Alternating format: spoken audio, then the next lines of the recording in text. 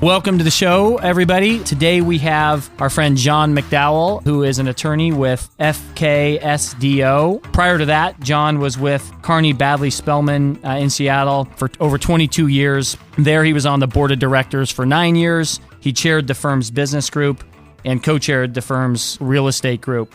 John has won multiple awards in the industry. He has been named by the Washington Super Lawyers Magazine and Super Lawyers Business Edition as one of the top attorneys in Washington State from 2013 through 2019. Matt and I have had the opportunity to work with John on multiple transactions, and we think he's really as good as it gets in the industry. And so we wanted to bring him on and have him shed some light and talk about some of the trends that he's seeing in leases that tenants should be aware of. And so, John, thank you for joining us. And why don't we start with that? Why don't we just start out by talking, maybe you could talk a little bit about some trends you're seeing in some of the triple net leases right now.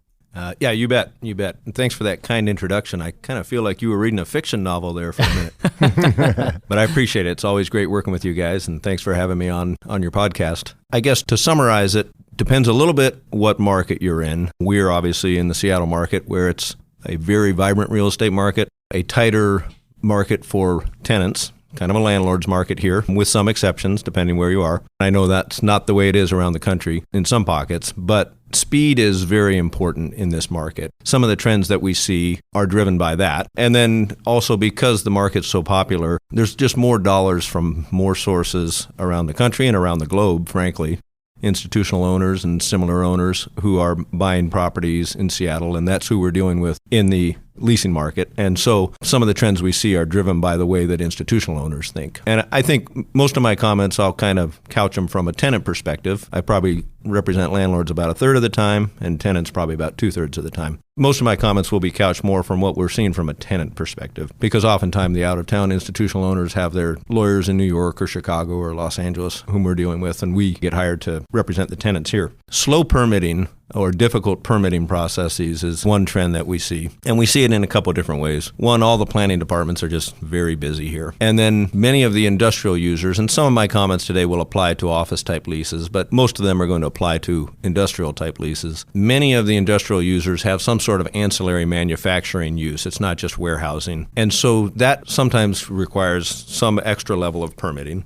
It could also entail some extra level of federal licensure or state licensure for whatever the particular use is. So that sometimes slows it down. The other thing is that if and of course, we're often dealing with large users who are taking 100,000 square feet, maybe 200,000 square feet for their warehouse manufacturing use, logistics type clients who just need a lot of space. But sometimes when we're demising space, or when we're dividing up space, there are issues if you're dividing up a warehouse that's been there for years, and all of a sudden there's no access ramp there in the space that they're going to be occupying. We have an ADA issue, right? So that could slow things down. So there's a lot of issues like that can slow things down that we just see more and more. And that's just a function of the market being very vibrant and the permitting folks being very busy. I think you make a great point of that. I think across the nation, and especially in busy cities like Seattle, that's a huge issue, with not only the permit slowdown because of the amount of construction projects going on, but also the lack of TI companies and construction companies that can do the projects. So that kind of brings us to an interesting topic that we've struggled with a lot lately, which is what is the exact definition of rent commencement date, right?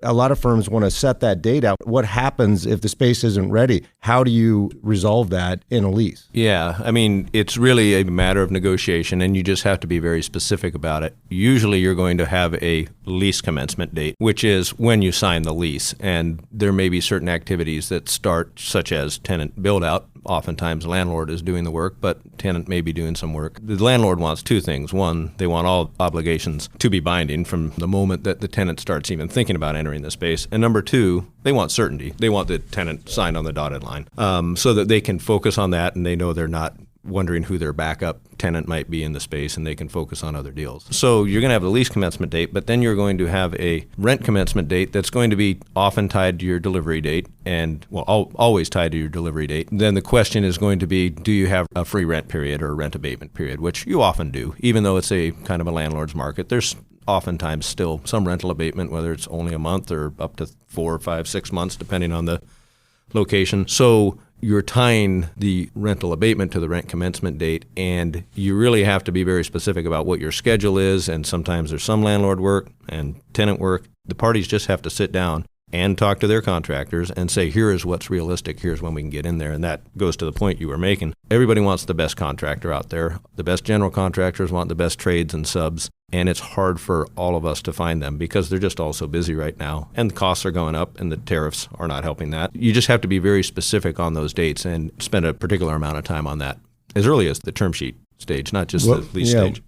Yeah, I was going to say that the commencement date in a lot of these core markets is becoming a bigger and bigger issue, right? Because you look at, for example, Southern California, New Jersey, Seattle. These are landlord markets right now, and there's competition for deals. And so landlords are oftentimes trying to push for a hard commencement date. And, tenants really have to look at that and say, is this a good business decision? How badly do we need this building? What are the other options that are out there? Because oftentimes they're in a competitive situation and need to take down a building and need to commit to a hard commencement date. So doing a lot of that work up front, making sure that they're comfortable with that date is extremely important. That's right. We've seen several times in these hot markets where the tenants actually burn through all of their free rent and on into their rent period, and they haven't occupied the building yet because their lease was not negotiated correctly.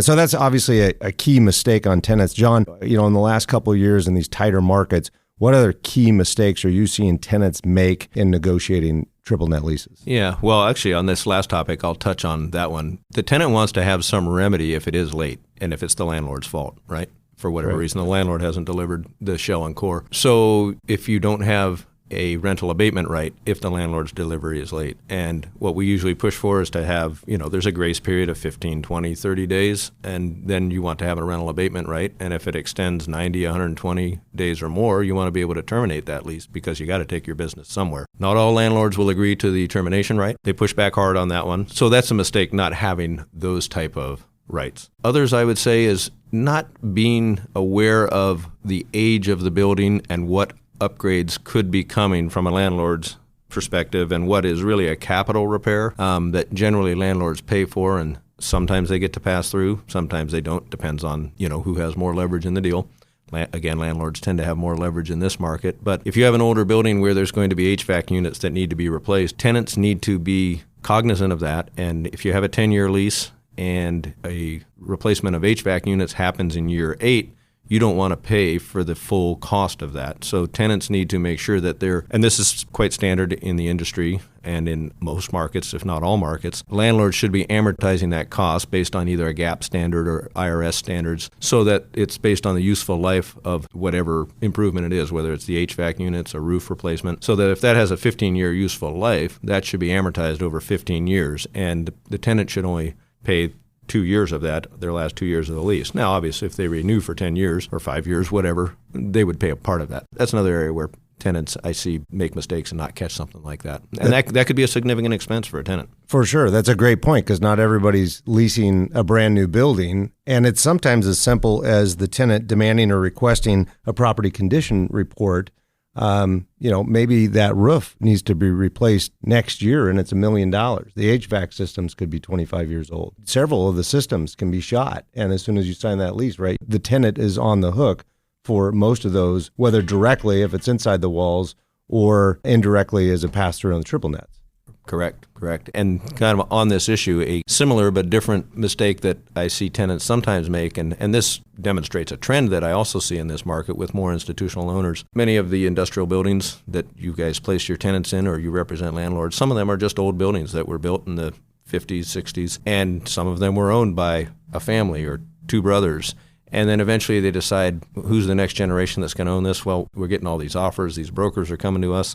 Of course, everybody loves brokers coming to them, right? That's right. Of course. But after a while, they say, let's sell. And the institutionals come in and they look at this lease from 1984, from the George Orwell era, I guess, and say, well, who does leases that are 10 pages anymore? And there are many things that they want to upgrade in the lease. Insurance provisions, surrender provisions, a lot of different things. And some of that could have impacts on exactly the issue that you were just talking about, Matt. Who is responsible for the walls? Who's responsible for a crack in the floor? And so tenants need to pay particular attention to that. And oftentimes you don't, because it's an extension. You say, okay, we're doing 5 more years here. But in the last 2 years, the building has changed hands, and now you're dealing with a large institutional owner who wants to upgrade their leases because they're doing it around the country. And I don't blame them one bit for doing it. That's, proper risk management from their standpoint. But tenants need to say, you need to do this in the term sheet process. On renewals, you're usually just thinking, what's our term? What's our price?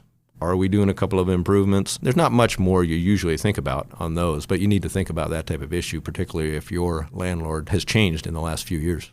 Yeah, that's a good point, because certainly here, and again, in a lot of the core markets across the country, it is definitely a trend where those markets are becoming more and more institutional. So the old days of the 5 to 10 page leases are turning into 60 to 70 page leases with a lot more substance to them. So even more important to look at in detail at those particular leases. You mentioned the term sheet, so we call it letter of intent. One of the things that we try and do is really put a substantial letter of intent together for our tenants that outlines a lot of those lease provisions. And we do that early on because there's still competition at the table. And the goal is to really try and avoid that lease blowing up at leases, right? So negotiating a lot of those terms up front while there's still leverage there for the tenant. What are some ideas and tips that you might have for tenants as to avoid getting leases blown up at the actual lease stage? Yeah, well, you can spend a little more time on the term sheet, for sure. I think you really need to spend some time thinking about, what do the next 5 years look like? How might we change?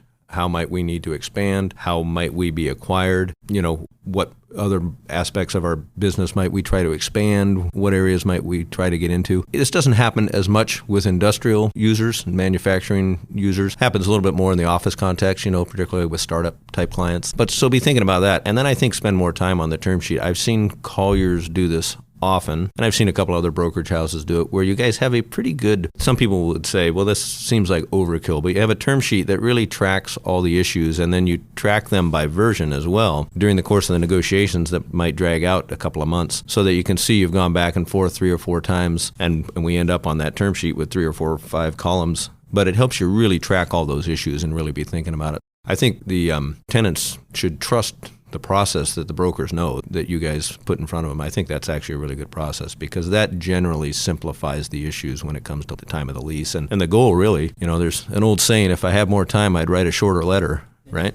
And, the perfect lease is probably not the 10-pager from 1984, nor is it believe it or not, I was doing a deal recently where we had about an 80-pager, and I was dealing with an attorney in the Midwest, very pleasant to deal with, and it was a large industrial developer that everyone would recognize, and we were laughing about the length of the lease. And she said, well, their particular equity partner on this, they have an even longer lease that was like 120 pages. But the goal is to get to a good 30, 40-page lease that is, just an efficient lease, and there's not that much back and forth once the attorneys get involved, because, we all know things can slow down when attorneys get involved, and our goal is to try not to inhibit the deal from happening.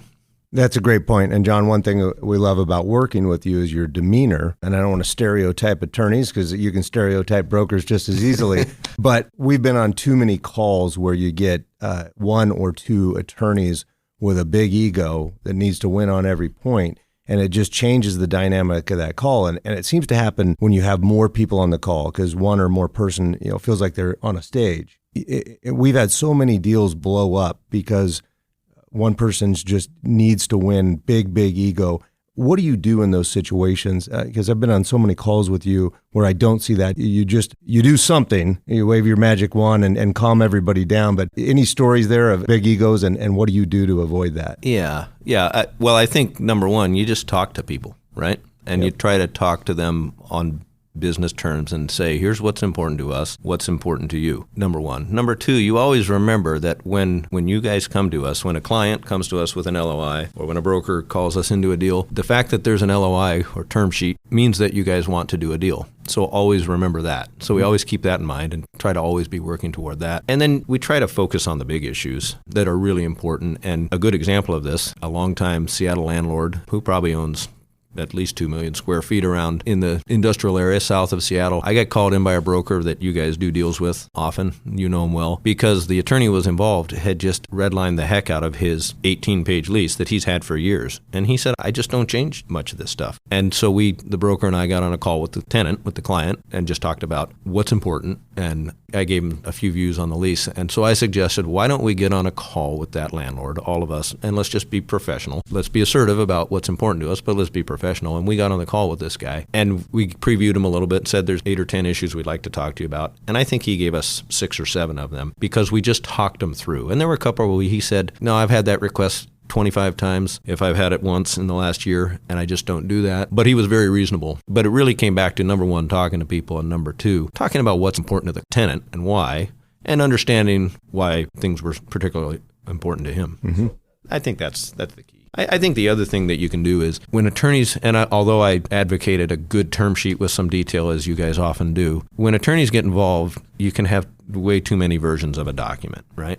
And I had one recently where we went through 8 turns on a term sheet, and this was a large publicly traded company as our subtenant. We ended up with 24 versions of the lease and the landlord consent because it was a sublease, and that should not happen. What attorneys should try to do is, if we've got a good term sheet, is from a tenant standpoint, do a solid red line of the landlord's lease, and then the landlord will probably give you at least a third, maybe half of what you're asking for, and then rather than doing more rounds of red lines, just come up with a good issues list, send it over to the landlord, often through the brokers, and say, why don't we do a call to talk about these 12 issues. And then, there might be one more round of red lines because the landlord might say, okay, I get your point on 6 of those issues. I'm going to tweak it a bit. But try to streamline that process. And like a couple of examples, when we're redlining a lease, tenants ought to have audit rights on operating expenses, right? But rather than present a 5-paragraph audit provision that is very detailed that I like, I just ask the landlord, and usually large institutional landlords, they're very savvy and sophisticated, they're used to this issue. They probably have their preferred language. So we say, we would like audit rights. Please present your language. Same on renewal rights, option renewal rights. They often have the process, whether it's a baseball process or how you define the market for setting renewal rent. So in those circumstances, we just flag the issue and say, we want this. We could present language, but landlord, you probably have language. So give us your language, and then can we talk about that? So those are ways that we try to streamline the process and get the deal done because, like I said, you guys come to us because you want to do a deal. That's why you have a letter of intent. It's a really good point. By the time you get involved that you make, you have a landlord that wants to do a deal, you have a tenant that wants to do a deal, you certainly have the brokers that want to get the deal done too. So it's not about winning Section 19.2 in the lease agreement. It's about coming to an agreement on a fair document that works for both parties and moving forward in a positive light. So it's a good approach. Yeah, no, and you got to check your ego at the door. Most of us are sports fans, and of course in Seattle we're Seahawks fans, so of course we hate the Patriots, right? But Who doesn't? Right. Yeah. But Tom Brady's a heck of a player, but he's always humble. And I was watching something where he was talking to, I think, the Ohio State quarterback who's with the Redskins now. Yeah. Dwayne Haskins. And after the game, Tom Brady went to him and said, man, Ohio State beats Michigan all the time. Michigan being Tom Brady's alma mater. And all he wanted to talk about was the other guy and nothing about himself, even though he's won 6 Super Bowls. And you're not going to get too many Tom Brady's negotiating leases. Yeah. You're like the Tom Brady, though. Yeah, that's right. Calming effect. I'm going to lose a few friends over that. Yeah. But you always have to just be understated and be the offensive lineman that just does his job and, let the clients do their deal. Well, John, we want to thank you for joining us today. We really enjoy working with you. We're going to put your contact information in our podcast notes. To all the tenants out there, remember to hire the right broker, hire the right attorney, and you'll avoid a lot of these pitfalls. Thanks, John. Yep, you're welcome. Thanks for having me, guys.